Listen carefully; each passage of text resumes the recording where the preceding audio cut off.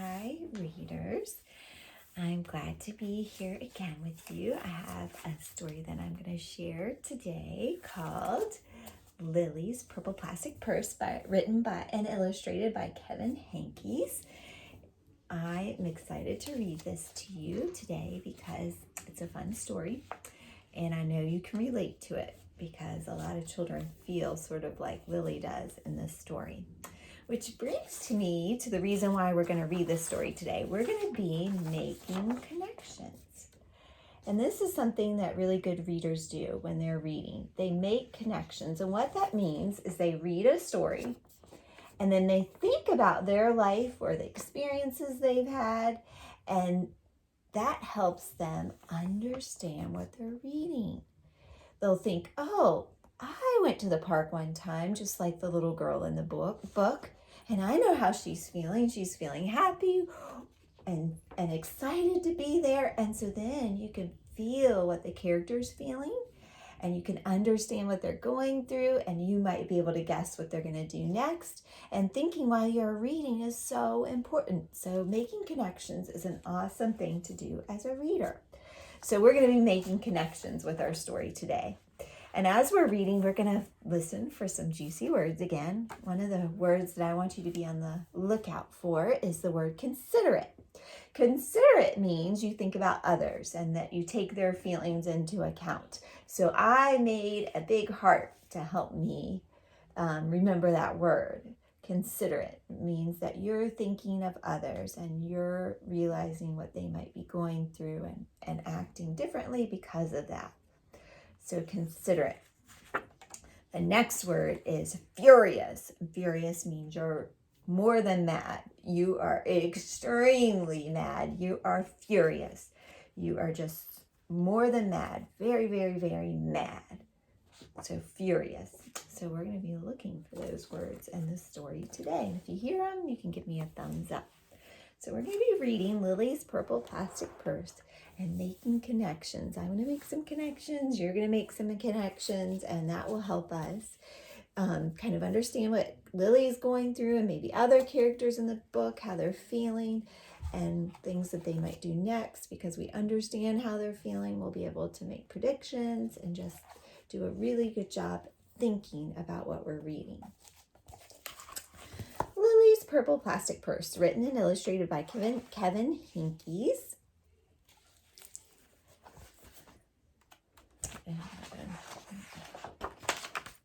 There's the title page. I love school. Lilly loves school. She loved her pointy pencils. She loved the squeaky chalk. And she loved the way her boots went clickety-click-click down the hallway, down the shiny hallways. Lilly loved her privacy of her very own desk. She loved the fish sticks and chocolate milk every Friday in the lunchroom.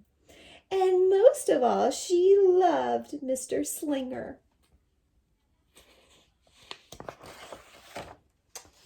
Mr. Slinger was sharp as a tack. He wore artistic shirts, he wore glasses on a chain around his neck, and he wore a different colored tie for each day of the week. Well, said Lilly, that was just about all she could say. Well, instead of greetings, students, or good morning, pupils, Mr. Slinger winked and said, howdy. He thought about desk and rows. He thought that desk and rows were old-fashioned and boring. Do you rodents think you can handle a semicircle? And he always provided the most tasty snacks, things that were curly and crunchy and cheesy. I want to be a teacher when I grow up, said Lilly. Me too, said her other friends, Chester, Wilson, and Victor.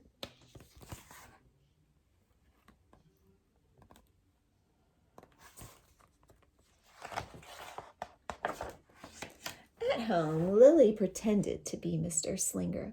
I'm the teacher, she told her baby brother Julius. Listen up. Lilly even owned her own set of deluxe picture encyclopedias. What's with Lilly? Asked her mother. I thought she wanted to be a surgeon or an ambulance driver or a diva, said her father. It must be because of her new teacher, Mr. Slinger, said her mother. Wow, said her father. That was just about all he could say. Wow. So this part of Lily pretending to be a teacher reminds me of myself as a child. Because when I was little, my sister and I used to pretend we were teachers and we would teach each other.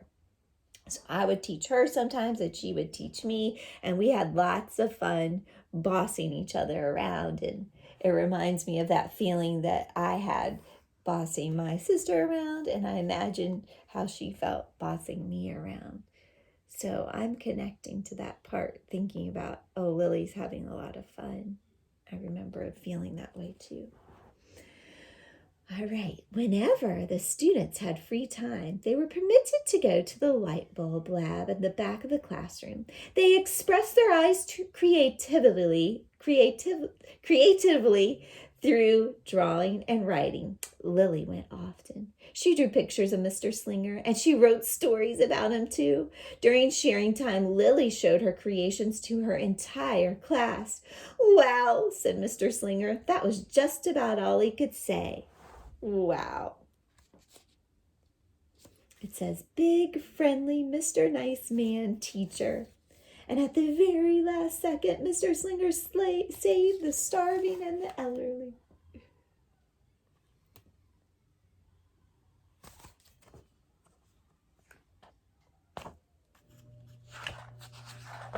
When Mr. Slinger had bus duty, Lily stood in line even though she didn't ride the bus. Lily raised her hand more than anyone else in class, even if she didn't know the answer. And she volunteered to stay after school to clap erasers. I want to be a teacher when I grow up, said Lily. Excellent choice, said Mr. Slinger. One Monday morning, Lily came to school especially happy. She had gone shopping with her Grammy over the weekend. Lily had a new pair of movie star sunglasses complete with glittery diamonds and a chain like Mr. Slinger's. She had 3 shiny quarters, and best of all, she had a brand new purple plastic purse that played a jaunty tune when it was open. Are you making any connections? Does this remind you of anything in your life? I bet you've gotten a new toy from someone, and can you imagine what Lily's feeling like right now? I bet you can, because you've had a new toy in your life or something new that you've received before. It might not be brand new, but something that you've gotten that really made you happy. So you know how Lily's feeling. She can hardly contain her excitement. Lily wanted to show everyone. Not now, said Mr. Slinger. Listen to our story. Lily had a hard time listening. Lily really wanted to show everyone. Not now, said Mr. Slinger. Let's be considerate of our classmates. Lily had a hard time being considerate. Lily really wanted to show everyone. Not now, said Mr. Slinger. Wait until recess or sharing time. But Lily could not wait. The glasses were so glittery, the quarters were so shiny, and the purse had such nice music, not to mention how excellent it was for storing school supplies. Look, Lily whispered fiercely. Look, everyone, look what I've got. Everyone looked, including Mr. Slinger. He was not amused. Ooh. You know what Lily's feeling like right now? When the teacher's not amused with what's going on? I bet she feels pretty uncomfortable, nervous. Let's see.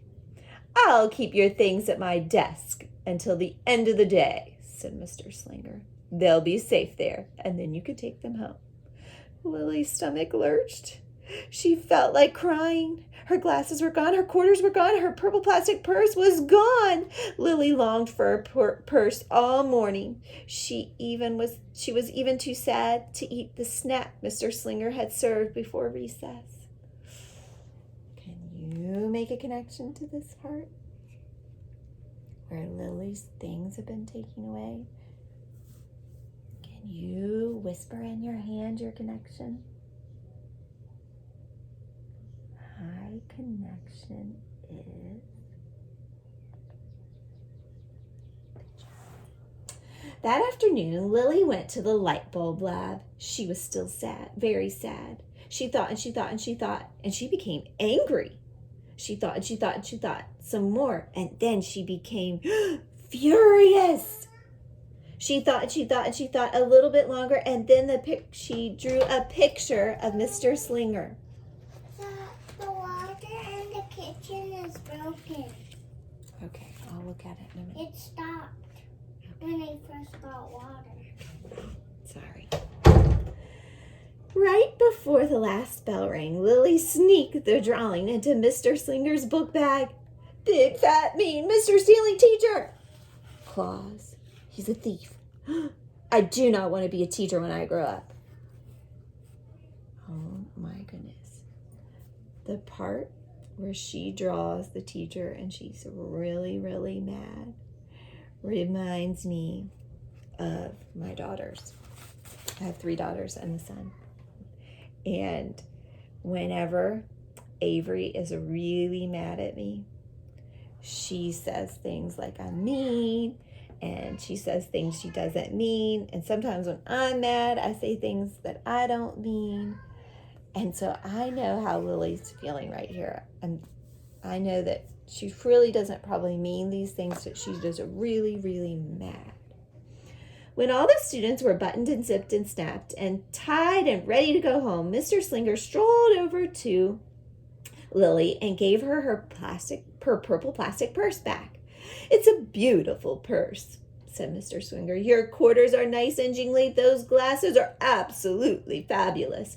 You may bring them back to school as long as you don't disturb the rest of the class. I don't want to be a teacher when I grow up, Lily said as she marched out of the classroom.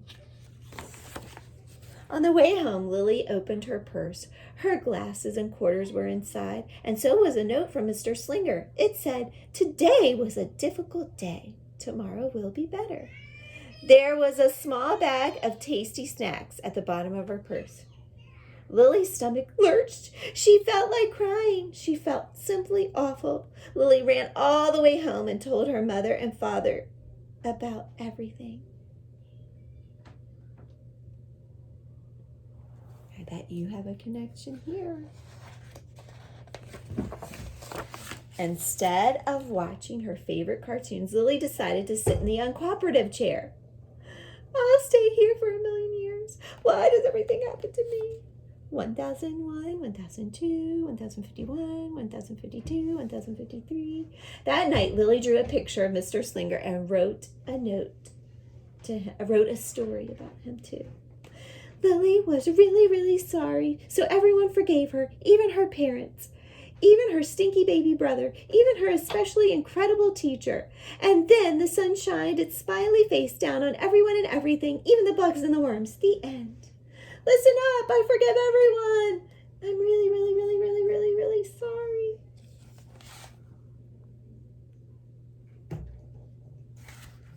And it says worms, even the worms are sorry. Lily's mother wrote a note, and Lily's father baked some tasty snacks for Lily to take to school the next day. I think Mr. Slinger will understand, said Lily's mother. I know he will, said her father. The next morning, Lily got up early to go to school. These are for you, Lily said to Mr. Slinger, because I'm really, really, really, really, really, really, really, really, really, really, really, really, really, really, really, really, really sorry.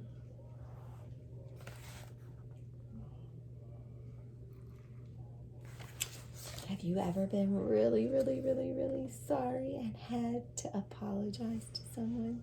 How did you feel? You probably felt nervous to apologize. You probably felt like, I hope they forgive me.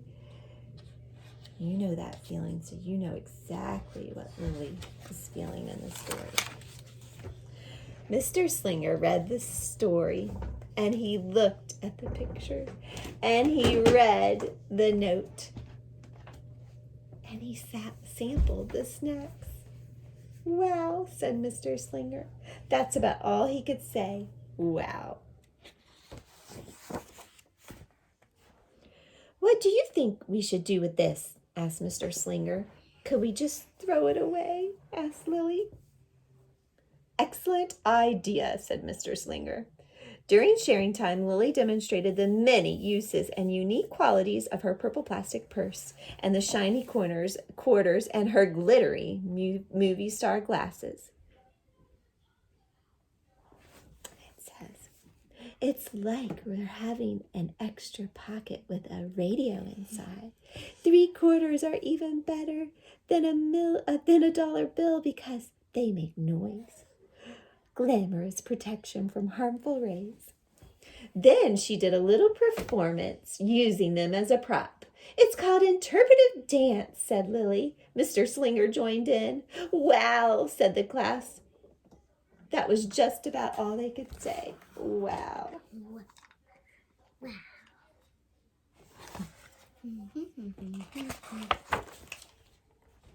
Throughout the rest of the day, Lily's purse and quarters and sunglasses were tucked safely inside her desk. She peeked at them often, but did not disturb a soul. Is she considerate?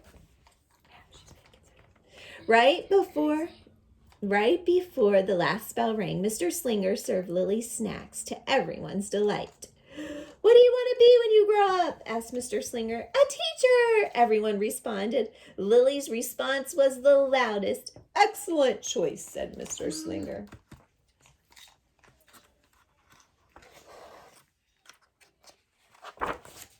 As the pupils filed out of the classroom, Lily held her purple plastic purse close to her heart. Mr. Slinger was right. It had been a better day. Lily ran and skipped and hopped and flew all the way home. She was so happy, and she really did want to be a teacher when she grew up. That is, when she didn't want to be a dancer or surgeon or driver or diva or a pilot or a hairdresser or a scuba diver. How many of you had lots of connections when you were reading? I did. I connected to a lot of parts in the story. Avery, you had a connection? What was your connection? But my connection is that I wish I was a princess too. You wish you were a princess. Oh, when you're little, you think you are little. You had a connection to being something when you get bigger, like a princess. Do you want to be a lot of different things like Lily does? Mm-hmm. Yeah, she wants to be all kinds of things. You want to be a teacher sometimes. Your ideas change. So you know how Lily feels.